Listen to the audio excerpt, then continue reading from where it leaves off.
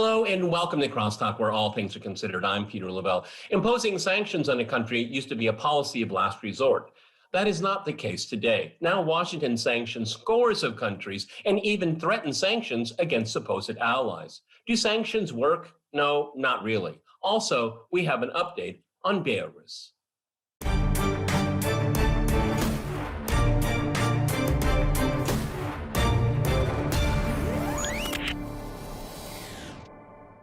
To discuss these issues and more, I'm joined by my guest, George Samueli in Budapest. He is a podcaster at The Gaggle, which can be found on YouTube, Rumble, and Locals. And here in Moscow, we're joined by Dmitry Babich. He is a political analyst and editor at InnoSME Internet Media Project.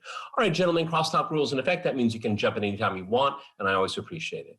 Okay, let's go to George first in Budapest. George, you know, it used to be when we were coming up, as it were, sanctions were something that were done very selectively with a very poignant, directed, targeted outcome.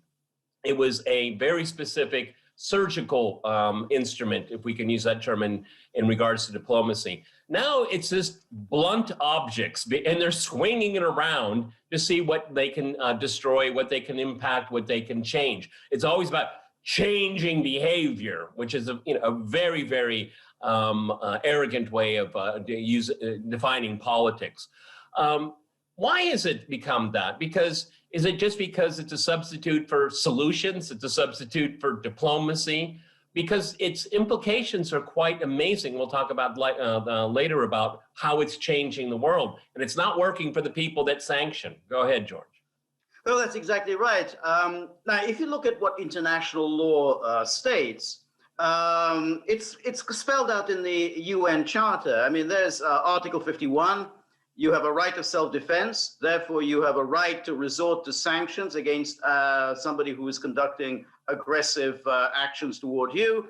And there's the sanctions that can be imposed by the UN Security Council. But only in very specific circumstances, which is that the Security Council can only impose it if the targeted state is in some way violating international law, if it is a threat to international peace. What is now happening is that the European Union and, of course, the United States is using sanctions ignoring the United Nations and ignoring even the minimum that they would have to fulfill, which is there a threat to peace? Is anyone threatened? Now, if you look at, let's look at Russia, like Navalny. How is anything that's happening to Navalny any kind of business of any other state? There's no threat to international peace, no threat to international order. Again, look at just even what happened this week with Belarus.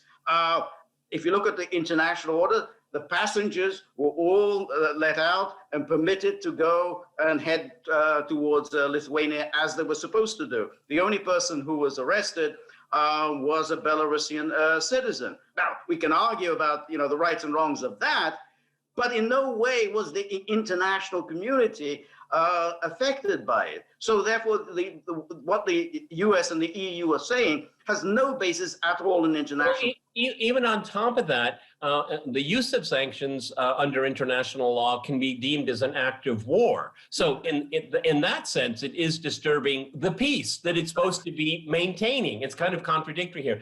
Dima, Russia is on the receiving end of a lot of sanctions. Other countries, Iran, Venezuela. After all this time, my entire lifetime, Cuba is still under sanction by the United States, but it's not yielding results. I mean, if it's Honduras, if it's Panama, if it's a weak country in Africa, you might have a little bit more luck. But I mean, if a country has resources and resolve, it can usually fight these things back. And what it does is it creates frustration for the country that is creating sanctions. I think they double down instead of rethinking the whole process. That's what we see right now. Go ahead, Dima.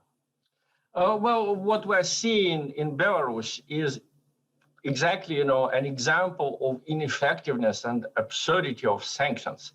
Just a small correction to what George just said. It was not just Protasevich, the Belarusian activist who was arrested. It was also a young woman who accompanied him, who is a Russian citizen, but who participated in drawing up the lists of Belarusian policemen who, dispersed the rallies in Minsk last year, and the aim was to target these policemen to make them vulnerable to at least public protests, public shaming. Use a different word. She doxed them. Exactly, but whatever. She is a Russian citizen, so Russia is helping her diplomatically to get out of this. And of course, our first impulse is to feel pity for this young man, 26 years old, for this young woman, even younger than him. And I feel that pity, and a lot of Russian media expressed it.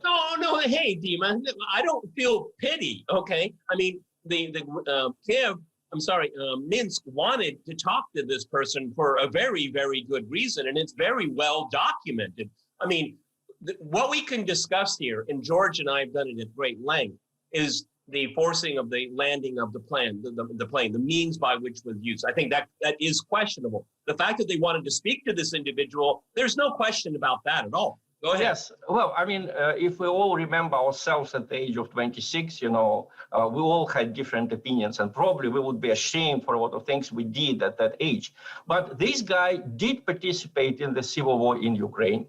He was in the infamous Azov battalion, which was described as a neo-Nazi organization, even in the British and American media. So there were reasons why he should have been arrested, and he was arrested when he was on the Belarusian territory, legally. There is one point, personal sympathy, that there is another, sphere that is the law. But when they shut off the Belarusian airspace, and when they, obviously, they're going to impose sanctions on just about all of the Belarusian industries, including the most important one, Kalil. What will be the result? Belarus will move closer to Russia, simply because there is no other way for this country to survive. In the same way, I mean, the sanctions which were imposed on Iraq and which were held during all the 90s until 2003, the main reason was, as we remember, the preparation by Saddam Hussein to a war with the use of weapons of mass destruction. The weapons of mass destruction were not found. So the sanctions, in fact, were criminal. They led to the deaths of thousands of Iraqi children. I'm not even talking about the war, which was, of course, a much greater crime, but the sanctions were a crime. And this week, we had an article in The Economist, which said, I'm just quoting, it's an attractive way to change other states' behavior, I mean the sanctions, when diplomacy alone is insufficient, but military force is too risky or heavy-handed. Well, let me translate it into plain English. We, the West, use sanctions when we are too stupid to use diplomacy, or when we are too cowardly to use brutal military force, because sanctions is not diplomacy. Sanctions is another form of war, and you use it very often when you are an aggressive state. And unfortunately, this is exactly what we have seen in Iraq, what we have seen with Yugoslavia.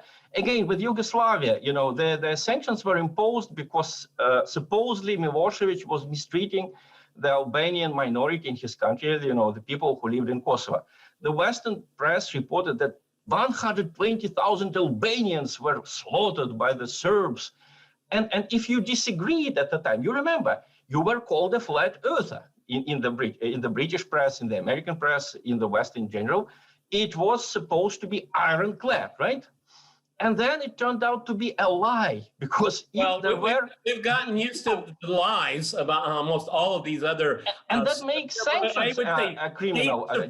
State-supported conspiracy theories. But George, the interesting thing, I mean, Dima already kind of gave us an insight here. I mean, Belarus has choices, not very many, but it does have choices. And one of them is more reliance on Russia, which would seem counterproductive to what the West has been trying to nudge Belarus away from its closeness to Russia. But I mean, on a much broader scale here, I mean, sanctions usually involved using financial instruments, meaning politicizing the dollar in the financial system here. But now people are saying, and companies even are saying, but states certainly, is that we have to get out of the dollar, okay? Because the Americans and their allies have politicized it, and so that degrades the fiat currency of the dollar, which predominantly they want to remain hegemonic, but it's counterproductive. We have this whole idea of beyond the West, new institutions, financial institutions, trading institutions here.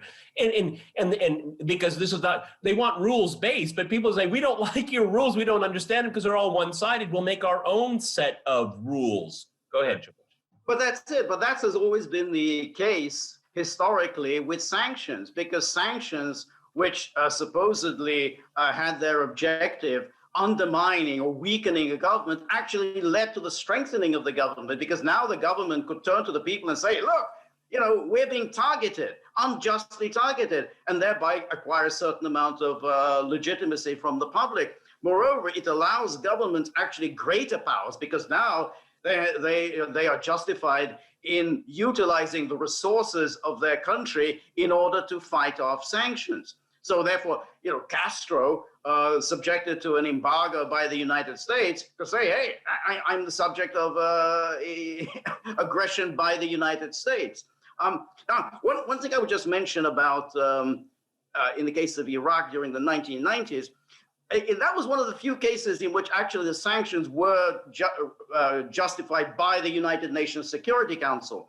And that was a good reason for that, because at least in that case, they could say, well, here, there was supposedly, he's violating the non-proliferation treaty. As it turned out, yeah, he wasn't. But nonetheless, that was a difference. What was significant, and that same goes with the Iran. Russia went along with the sanctions against Iran. Russia went along with the sanctions against North Korea. These were UN Security Council sanctions.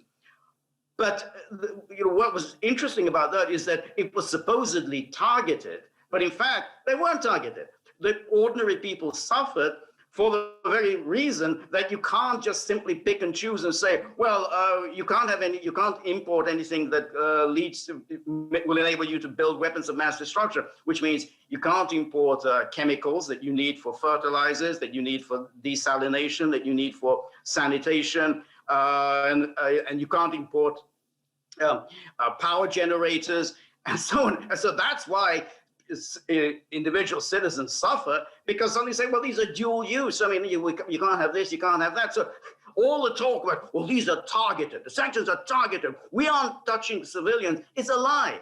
Any sanctions you inflict pain on civilians. Yeah, I mean, the dual use argument here, you could even, probably make an argument that baby food has a dual use here. Exactly. And we're rapidly running out of time here. But essentially what it does is it punishes the weakest and the poorest of these countries, not the governments here. All right, gentlemen, I'm going to jump in here. We're going to go to a short break. And after that short break, we'll continue our discussion on some real news. Stay with our team.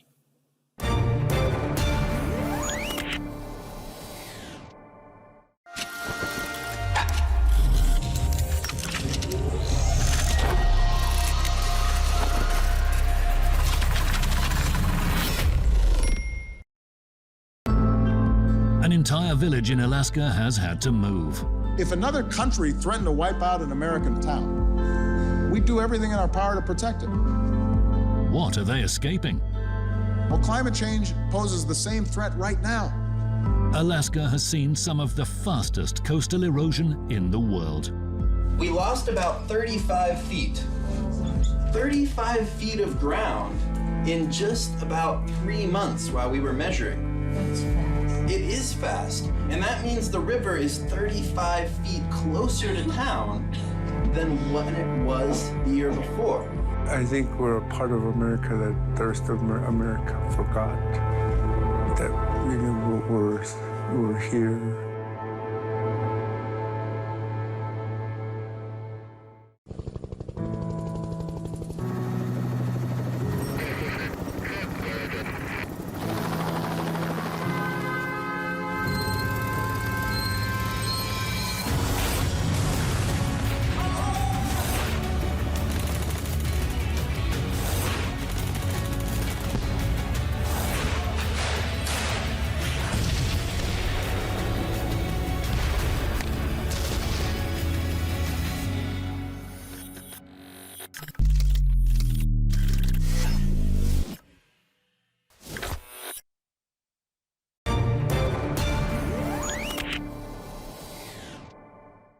Welcome back to Crosstalk, where all things are considered. I'm Peter Lavelle. This is the home edition. To remind you, we're discussing some real news.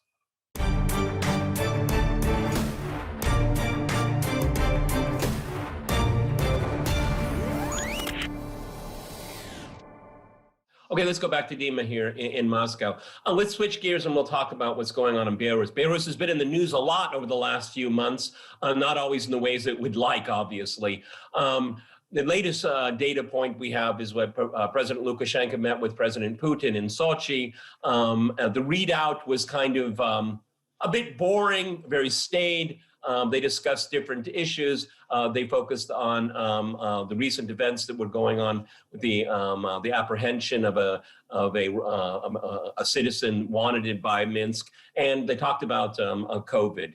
What's the relationship right now? Because what the West has been trying to do is, what was it, George? $3 billion we'll give you, chump change, to do what we want. They turned it down. We had this belief, what is allegedly a coup attempt recently against the government in Minsk here. And now speed up to the president, and the Belarusian president is sitting in Sochi talking to Putin. Is that what Western powers wanted? Go ahead, Dima. Well, of course, it's not what the Western powers wanted. The Western powers, in fact, were defeated by their own hatreds, On the one hand, they hate Russia so much that whatever Putin is trying to do in the former Soviet Union, they always try to do the opposite. So when Lukashenko last year arrested 33 Russian nationals in Minsk and declared that they wanted to topple him, obviously on orders from Moscow, the West believed it. And I remember all the newspapers bought it. Just read it, all of them bought it hook and sinker, line, hook and sinker. And that was the reason why they didn't support the protests in the very beginning, when they were really dangerous for Lukashenko.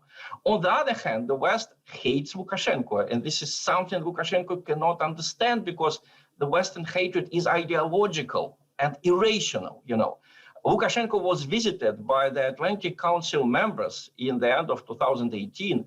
I challenge our critics to look at the quotes, what these people told Lukashenko. We respect you, it was Alexander Verzhbo and the others saying that, we respect Belarusian sovereignty.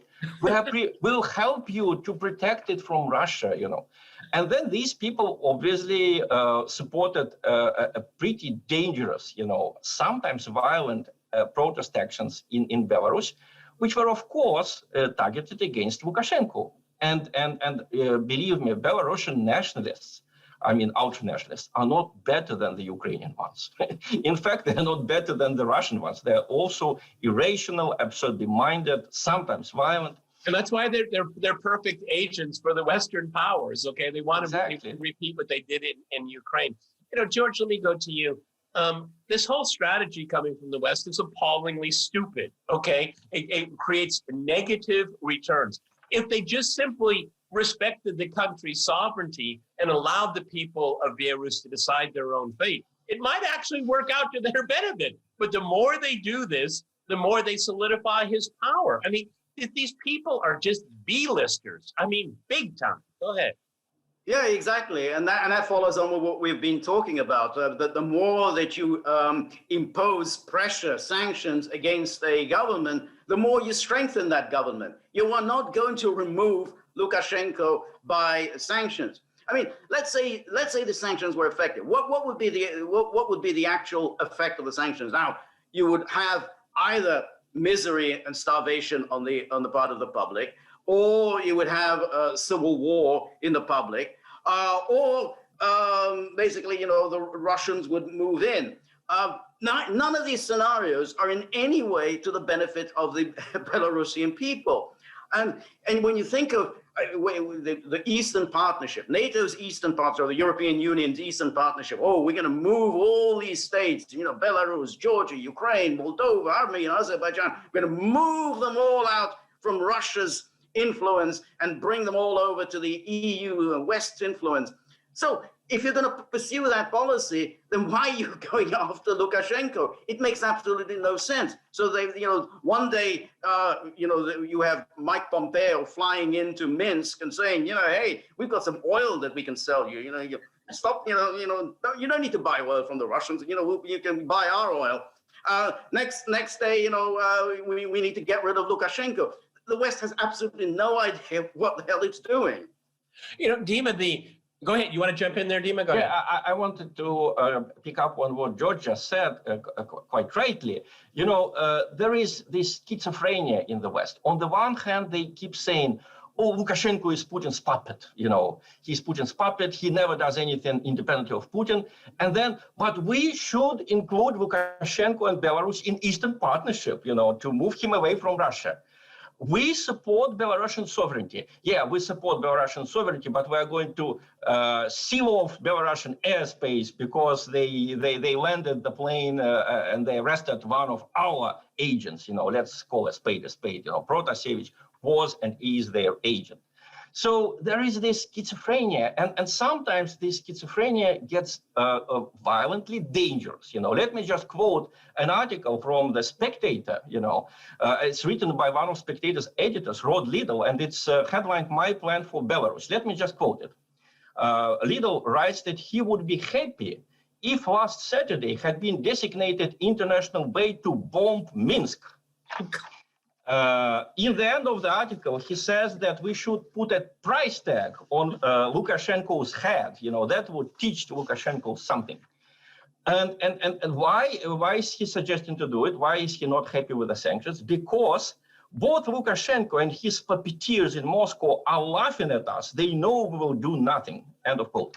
Well, this is what I hate most, and this is what is most dangerous. When the Western press starts writing, oh, they're laughing their butts off in Moscow, they're laughing their butts off in Baghdad, they're laughing their butts off in Belgrade. What it means that the West is preparing for another war because they get mad when someone laughs at them. You know, they say that we're going to make these people cry. But the world is indeed laughing at the West because the West is so irrational. I mean, take these sanctions. And Dima, if I can tear a page from your playbook, and it's because it's ideologically driven. That's why it ends up being irrational, and how they come out on the wrong side of so many issues, because they have this case where they hate Lukashenko, they hate Putin, and they're trying to find the right combination where they can win on both accounts, which is kind of silly. It's an interesting exercise, and they pay a lot of people to sit in air-conditioned offices outside of Langley thinking about these things. In fact, they love Lukashenko when Lukashenko quarrels with Putin. These are the only moments when they love him. And also, all of this has nothing to do, of course, with international law and legality. You know, exactly. We haven't been talking about sanctions against the Nord Stream, but Nord Stream is a Russian-German project.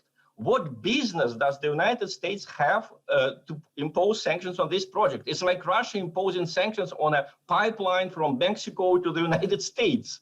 But no one is objecting, you know. You're just being too sensible, too logical here, okay? Because, you know, it's all about hegemonic power. If you know, why do countries like the United States do this? Because they can do it, okay? And that is as simple as it gets, and it's very, very arrogant here. George, let me go to you. I mean, when you know, do these coup planners have any idea of the structure of the Belarusian economy? How many of the workers actually work for the state? What percentage of trade goes to Russia here? I mean, are they going to just come in and have a fire sale, sell off all state property, sell it to Western corporations, and immiserate the country, or basically duplicate the catastrophic outcome that they had in Ukraine? I mean, again, the first part of the program, we talked about sanctions. This is a form of sanctions, what they want to do, because it's in the service of their ideology. It has nothing to do with geopolitics. George. No, none at all.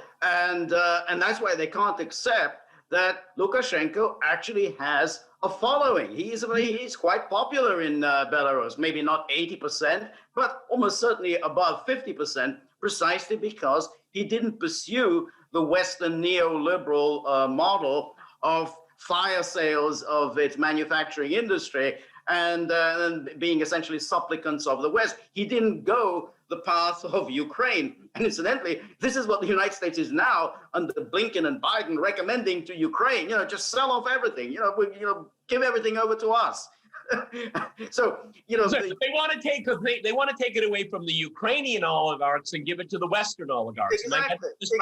And that's the kind of model that they want for Belarus. And of course, it has no following. And that's why these people like Tikhanovskaya are so absurd. I mean, how on earth can she hope to win an election in Belarus when she's first of all calling for sanctions against her own country? I mean, how do you hope to enjoy? Well, we do have the example of what's his name, Guaido. I guess she's the Guaido, exactly, the dear Russian Guaido. And then supporting just these very policies. Yeah, let's get rid of all this manufacturing industry, which has been very successful. It's thoroughly integrated into the Russian economy. They have a market in Russia. Let's get rid of that and just sell everything off to the Western oligarchs. How on earth? This is the West person. This is the one that the West is backing. There's no way in the world that this person will enjoy any kind of support. And as you say, we have the Guaido model where this is now. And George, what does Belarus produce where they can sell to Europe? We don't have much time, but I don't think there are very many things. There is an interesting and dynamic IT sector in the country. We have to point that out. But most of its heavy manufacturing would not be accepted in the European Union, and that's why they found it in the Russian market. Dima, I'll give you the last 50 seconds. Go ahead. Oh, well, just let me point out that Lukashenko is often criticized in Russia. When he met with Robert Hodges, who was the NATO commander in Europe in 2018, and Bob Hodges promised to support him and Belarusian sovereignty, of course there was a lot of critique because Lukashenko was inconsequential and sometimes indeed cruel. But it doesn't mean that you can treat him in the way the Spectator suggests. Again, a quote from that article. Treat Lukashenko as the United States treated Osama bin Laden. Put a price on his head. Threaten and menace him. The UN Charter prohibits the menace of war. And what is it if it's not a menace of war coming from George, the I don't know if you were choking or laughing or having a choking laugh, okay? But here are countries that are saying we should support international law, specific norms and values, and basically are calling for cold-blooded murder. That's what we get. This is all ideologically driven. All right, gentlemen, we've run out of time. I want to thank my guests in Budapest and here in Moscow. And I want to thank our viewers for watching us here at RT. See you next time. Remember, Crosstalk rules.